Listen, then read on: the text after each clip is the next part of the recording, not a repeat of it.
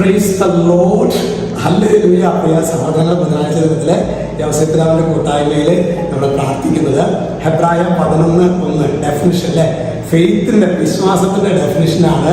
വിശ്വാസം എന്നത് പ്രത്യാശിക്കുന്നവ ലഭിക്കും എന്ന ഉറപ്പ്, കാണപ്പെടാത്തവ ഉണ്ട് എന്ന ബോധ്യം. രണ്ട് കാര്യങ്ങളാണ്. പ്രത്യാശിക്കുന്നവ എനിക്ക് ലഭിക്കും, കാണപ്പെടാത്തവ ഉണ്ട്. സ്വർഗം ഞാൻ കണ്ടിട്ടില്ല, പക്ഷെ ഉണ്ട്. എൻ്റെ ദൈവം ഈ ദിവസങ്ങളിൽ ഞാൻ പ്രതികൂലത്തിലൂടെയാണ് കടന്നു പോകുന്നത്, പക്ഷെ എൻ്റെ കർത്താവ് എൻ്റെ കയ്യിൽ ലോകത്തിൽ കർത്താവ് എൻ്റെ ജീവിതത്തിലേക്ക് കടന്നു വരും.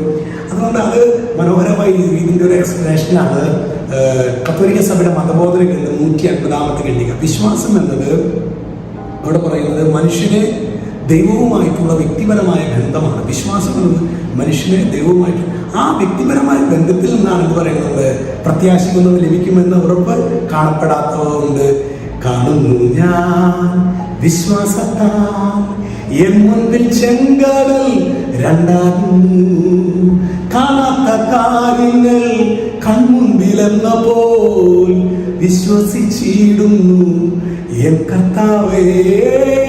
കാണാത്ത കാര്യങ്ങൾ കൺമുൻപിലെന്ന പോൽ വിശ്വസിച്ചിടുന്നു എൻ കർത്താവേ. യേശുവിന്റെ നാമത്തിൽ ഇപ്പോഴും എന്നേക്കും